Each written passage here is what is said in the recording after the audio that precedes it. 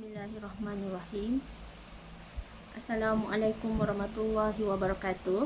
Selamat petang kepada semua rakan serta follower FB Soleh Ahmad Taha.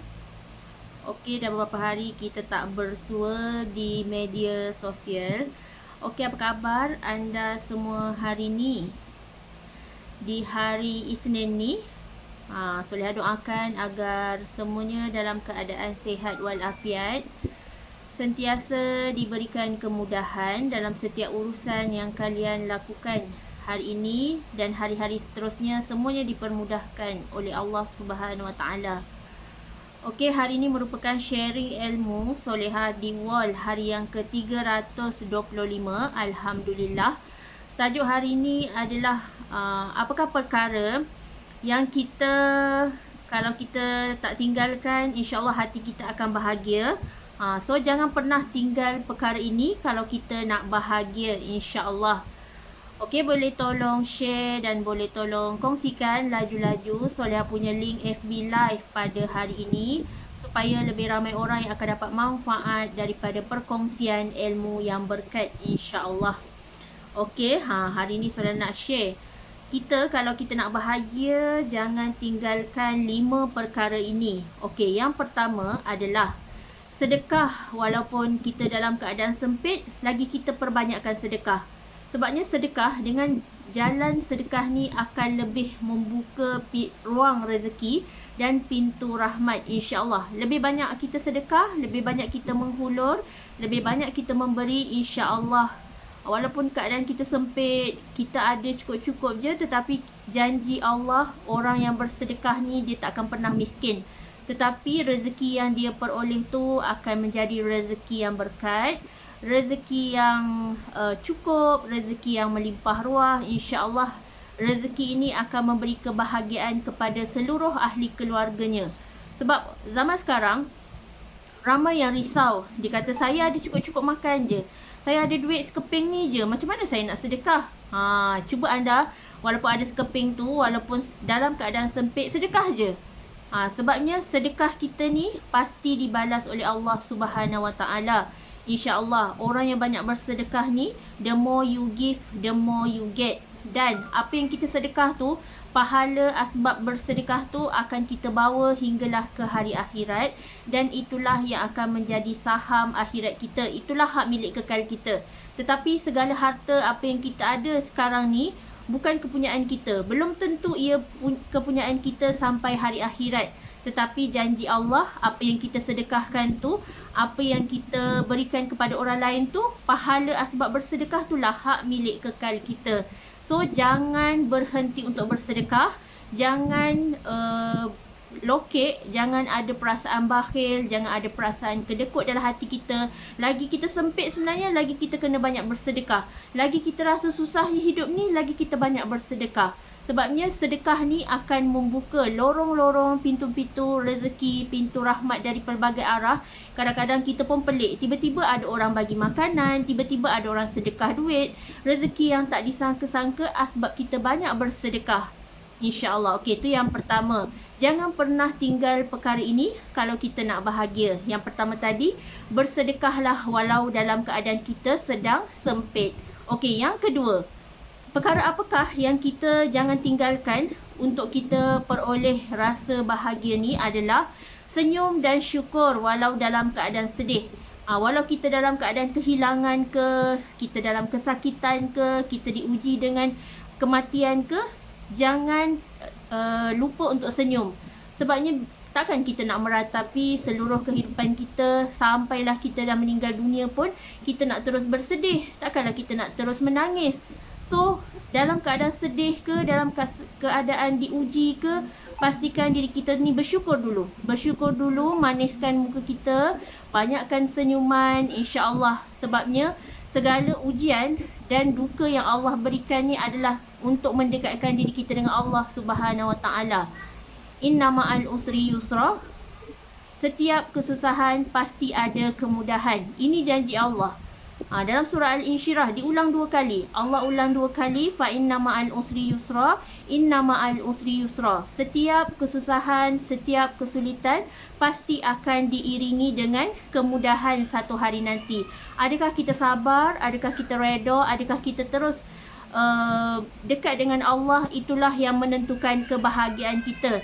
Di mana Allah uji kita dengan macam-macam ujian, hati kita masih boleh bersyukur, wajah kita masih tersenyum manis, kita masih dapat menyantuni ibu bapa kita, masih dapat menyantuni orang-orang sekeliling kita, itulah jiwa yang akan bahagia. Sentiasa menghargai segala rezeki yang ada di hadapan mata ni dengan penuh rasa kegembiraan, kesyukuran dan jiwa yang tenang, insya-Allah. Okey, yang ketiga, apakah perkara yang kita jangan tinggalkan adalah sangka baik kepada Allah walaupun kita rasa susah hidup ni. Kita kalau kita diberi ujian, contohnya sekarang negara kita sedang dilanda oleh COVID-19, kita kena sangka baik dengan Allah. Pandang semua ujian tu dalam pandangan hikmah. Pandang pada sudut positif. Sebagai contoh, sebelum ni bila kita totally PKP, saudara dapat rasai nikmat solat berjemaah dekat rumah waktu masjid ditutup. Kan itu satu nikmat. Tetapi bila sekarang kita dah boleh dah sembahyang kat masjid, so saudara tak dapat lagi dah nikmat nak solat berjemaah tu dengan suami, dengan anak-anak. So adakah anda berasa perkara yang sama? Sebab tu bila kita diuji ni, kita pandang pada sudut hikmah. Sebab belum tentu kita akan merasai nikmat manisnya beribadah tu, me time, quality time dengan family tu dalam masa yang akan datang. Sebabnya Allah adalah sebaik-baik perancang. Allah turunkan sesuatu ujian tu pasti ada hikmahnya. Sebab tu kita kena sangka baik dengan Allah. Jaga sangkaan kita. Berterima kasih dekat Allah. Allah bagi kita ujian, Allah bagi kita musibah ni adalah untuk mendekatkan diri kita dengan Allah Subhanahu Wa Taala. So kalau kita nak rasa bahagia, kalau kita nak rasa hati kita ni tenang, sentiasa dekat dengan Allah, jangan pernah tinggalkan. Jangan pernah tinggalkan sangka baik kita ni, husnuzan kita, sangka baik kita dengan Allah kena iringi dalam hati ni. Jangan kita bersangka-sangka buruk, termasuklah kita antara kita dengan sesama manusia. Jangan tuduh-menuduh, jangan bersangka buruk, jangan mengata yang bukan-bukan pada orang lain yang kita tak tahu kesahihannya.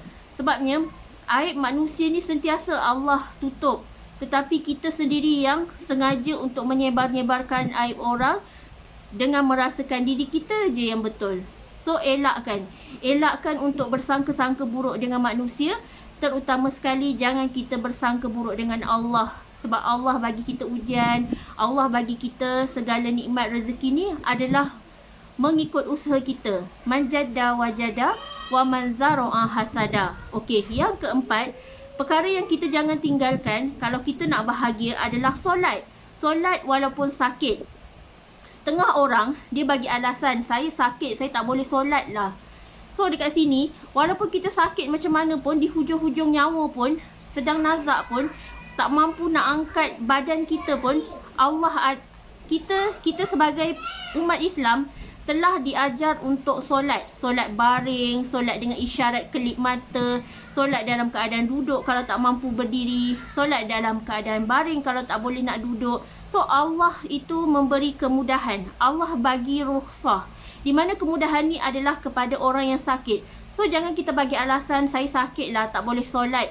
Sebabnya solat ni adalah wajib. Walau kita sakit macam mana pun, contohlah kita dah sakit contraction dah nak bersalin kan. Waktu tu pun kita diwajibkan untuk solat, sehinggalah kita tak perlu solat bila baby tu keluar. So dekat sini kita kena jelas. Jangan kita bagi alasan sakit lah, tak larat lah, penat lah, tak boleh solat lah. So kita sebagai umat Islam, kalau kita nak bahagia, solat ni lah kunci kebahagiaan kita. Solat ni lah kunci kejayaan kita. Kalau hidup kita susah, hidup kita serabut, hidup kita stuck, benda perkara utama yang kita kena betulkan adalah solat. Jaga solat kita. Jangan kita bagi alasan, saya sakit, saya tak boleh solat. Saya tak boleh kena air, tangan saya sakit, bersimen ni tak boleh solat. Tak.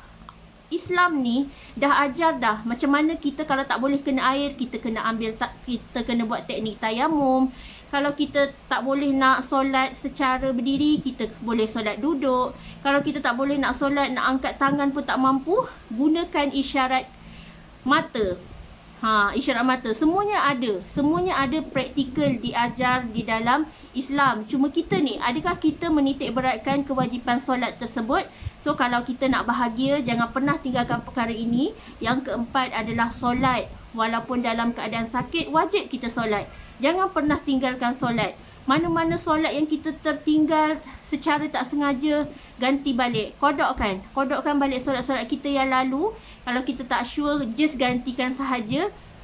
Gantikan sahaja setiap kali lepas solat fardu, bangun kejap.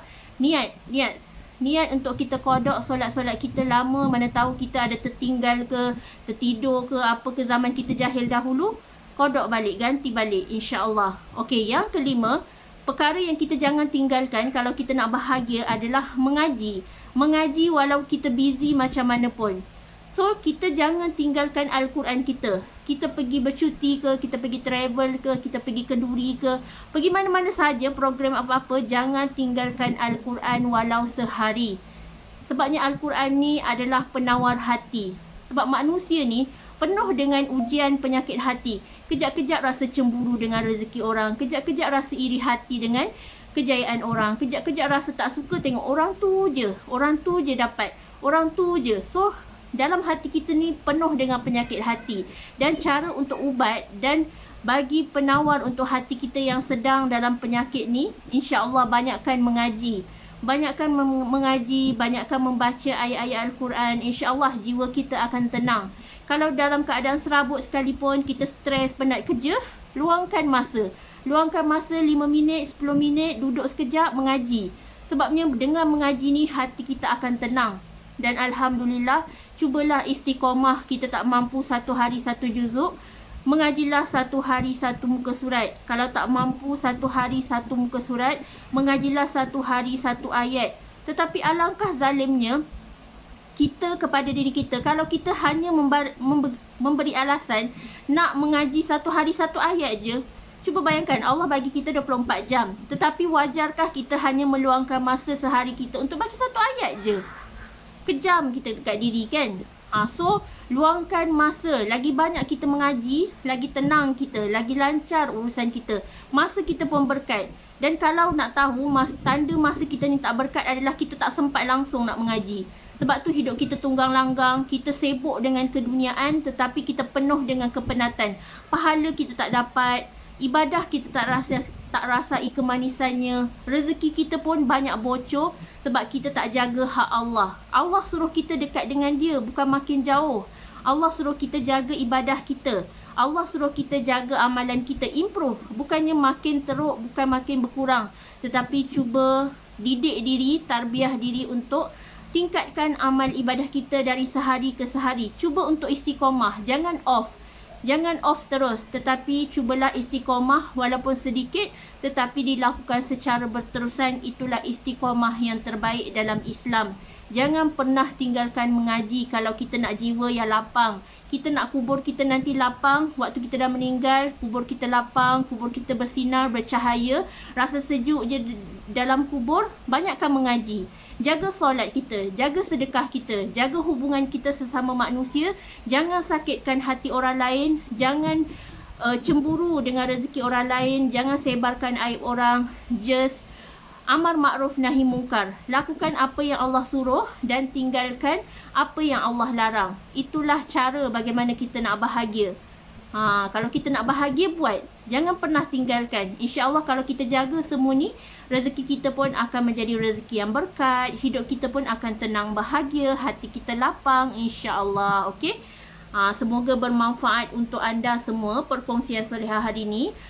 Solehah doakan agar semuanya dipermudahkan urusan, sentiasa dalam jagaan Allah, sentiasa mendapat redha dan kasih sayang Allah Subhanahu Wa Taala. Okey? Jumpa lagi di lain sesi insya-Allah. Wabillahi taufiq wa hidayah. Wassalamualaikum warahmatullahi wabarakatuh.